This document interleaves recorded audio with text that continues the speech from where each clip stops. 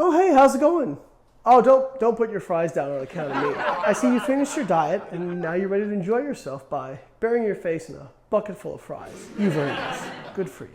Put the fries down, you fat fuck! It's episode 6, Why Diets Fail! Our whole universe was in a hot, dense state that nearly 14 billion years ago expansion started. Wait, the earth began to cool, the autotrophs began to drool, Neanderthals developed tools, we built a wall. We built the pyramids. Math, science, history, unraveling the mystery that all started with a big bang. Now that we have your attention, we can continue the lesson. I don't actually think you're a fat fuck, but a lot of people screw up their diet at the end of their diet. One of the main things we've talked about is not only losing weight, but keeping it off. And keep in mind that if you don't maintain the same types of behaviors that allowed you to lose the weight, you will not maintain that weight loss. Now, I understand that you may not want to be on a diet or in caloric restriction for the rest of your life. Completely understandable. Nobody wants to do that. You're doomed to fail. So with that said, let's get into it.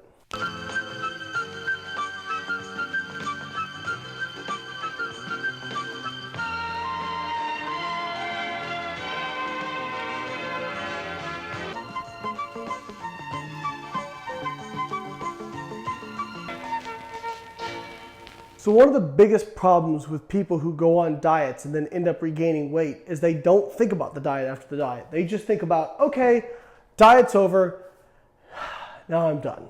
Well, if you go back to eating the same way with the same type of behaviors that you did before you started dieting, guess what's going to happen to your weight? It's going to go right back up, and based on what we've talked about, metabolic adaptation and the self-defense system, you'll actually gain more weight than you started with. We want to stop that from happening. What is the biggest thing? Well, the first thing is we want to make sure that we maintain our weight loss as much as possible, but also recover our metabolic rate as much as possible. How do we do that? Well, the first thing is to have a plan.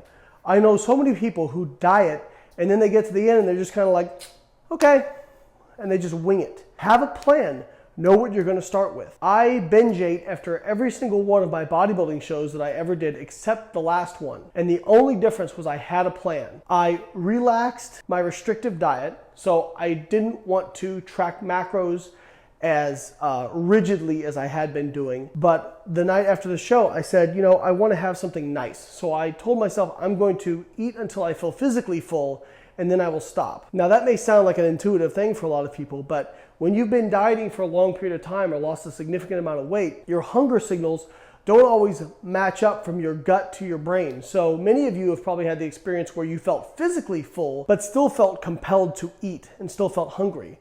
That was certainly the case for me. But when I felt physically full, I stopped eating. This initial transition phase, which is right after the diet ends to even the first few days or weeks after you've finished your diet and are transitioning into maintenance or reverse dieting, is very crucial. Because remember, you have created this perfect hormonal milieu to not only regain fat, but create new fat cells if you're not careful. So we want to avoid that as much as humanly possible.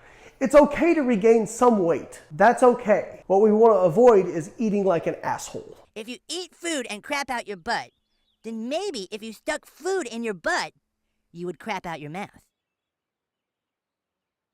The best way to do that is to have a plan. A lot of people at the end of a diet are going to want you to go out to dinner or go do things that revolve around food because you have been so restricted for so long. First off, keep in mind that food will always be there. You're going to get a chance to eat all the amazing foods that you've wanted to eat. You don't have to have them all right now. The other thing is try to space out your events around food. Give yourself flexibility. And if you know you're going to be going out for dinner or breakfast, budget your calories and macros for that. So if you know you have a dinner coming up that's going to be a little bit bigger macro-wise, requires more of your macro budget, keep your calories low throughout the day so you have more flexibility when it comes to that. Having a plan is one of the biggest points that's going to help you maintain your weight loss. Next, keep your exercise and intensity level up. We talked about this in one of the previous videos that if you maintain your exercise, it one, helps prevent fat cell hyperplasia, so it helps prevent accumulation of new fat cells. Two, it lowers the set point that your body will defend. So if you do nothing else, if you exercise, your body will actually defend a lower set point, which is super important. 70% of people who maintain weight loss exercise intensely. Less than 30% of people who don't maintain weight loss exercise.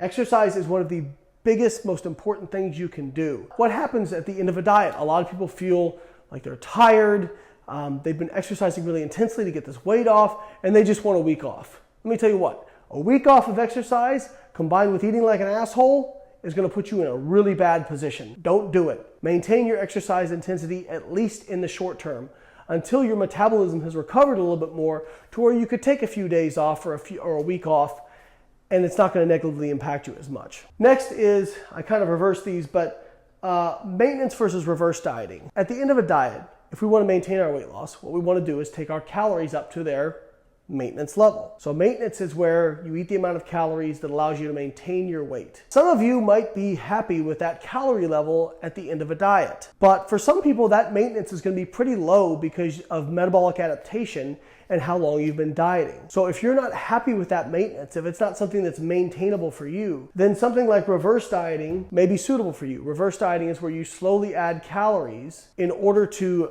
raise your metabolic rate and hopefully gain minimal body fat. And everybody responds to this differently, and I'll do the next video on reverse dieting because everyone responds differently. But I've had a lot of good success with this with various people in terms of raising their maintenance calories while limiting body fat regain. Because if you had to eat 1,500 calories a day to maintain your weight loss, that's not very much fun, and that's going to be hard to do for the rest of your life. So if we had a way that we could raise that to 1,800 or 1,900, for example, that would be very beneficial. Reverse dieting may be one option for that. Deciding whether or not, okay, I'm okay with just kind of maintaining at this calorie level, this maintenance calorie level, whatever it is, or if I want to raise that. Now keep in mind, there is a risk of reverse dieting that you may gain a little bit more body fat, but at the same time, if you can't maintain your maintenance calories, if you're going to consistently overeat on them, the same thing's going to happen anyway. If you can keep on those maintenance calories and you're happy with those, there's no reason you can't just stay at those and maintain your weight as long as it gives you the flexibility to enjoy your lifestyle. Interestingly, at the end of a diet, in that initial post-diet period, adding carbohydrate may actually be preferential to adding fat in terms of where you get your calories from for increasing your calories after the diet back up to maintenance. Why is that? Well, one reason is that fat oxidation is very suppressed in adipose tissue. If you give fat, it's more likely to be stored as fat in adipose, where they've shown in studies with overfeeding carbohydrate that it seems to be a little bit better, that there is de novo lipogenesis, there is some inefficiencies with it, and it's more difficult to store carbohydrate as fat. Now, that being said, this is only a viable option if it's sustainable for you. So if you're somebody who you're trying to keep your fats low at the end of a diet, as you transition into maintenance or reverse dieting, and you're trying to just add carbs, but you find yourself consistently overeating on fats, well, then that means that is just not maintainable for you, not sustainable for you. And sustainability and adherence is the most important thing. So if you need to add some fats, as long as you're eating like a reasonable human being and not eating like an asshole, you're not going to have fat cell hyperplasia. But again, if you're able to adhere to it, there is some evidence that adding carbohydrate compared to fat may be a little bit more beneficial in that immediate post-diet period. And you could probably start adding in more dietary fat. Where to start with determining your maintenance?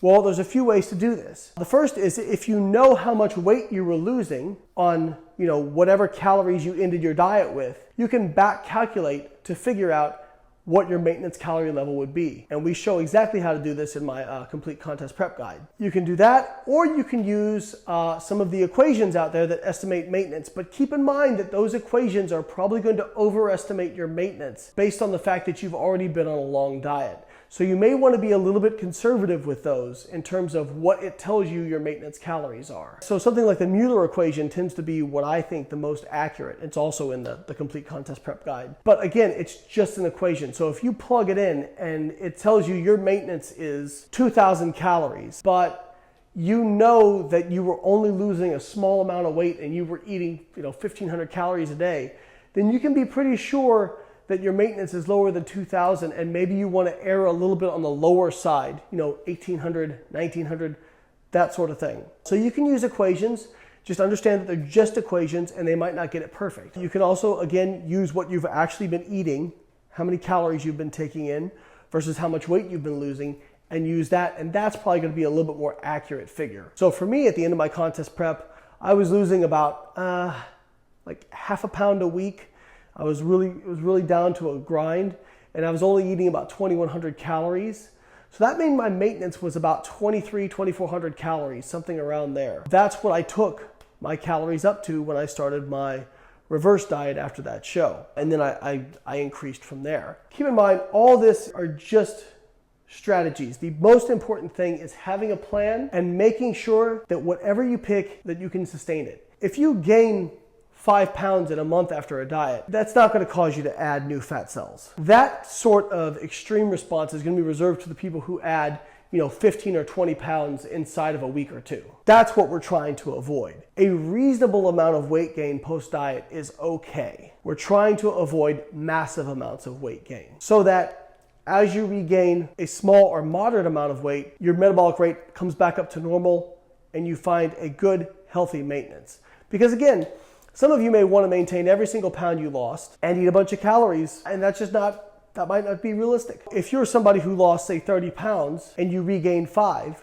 but you keep 25 off, hey, you're still at a net benefit. So again, keep in mind that you're not a failure if you don't keep all the weight you lost off. It's only a failure if you regain the majority of it and if you don't restore your metabolic rate. That's kind of initial strategies at the end of a diet. I always tell people, based on exercise and having a plan and eating in a controlled fashion, that maybe the all-inclusive resort where you take a week off from your exercise program right at the end of your diet is not the best idea, or the cruise, or having a wedding at the end of a long diet. A lot of people out there end up dieting for their weddings, lose some weight, slow down their metabolic rate, and then with their wedding and then honeymoon, gain a bunch of weight because 1, their metabolism is suppressed, and 2, they eat like crazy on their honeymoon. I'm just giving you guys ideas because I want you to think about this differently. What if you got yourself ready for your wedding 10 weeks before the wedding?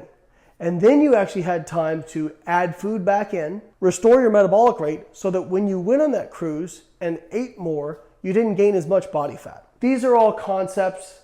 Again, adherence and sustainability are number 1. All right, guys, I hope you liked the video. Next video, we're going to talk a little bit more about reverse dieting. I already have some videos out there. I'll link those in the end screen. And if you have any questions, leave them in the comments below. If you like it, subscribe.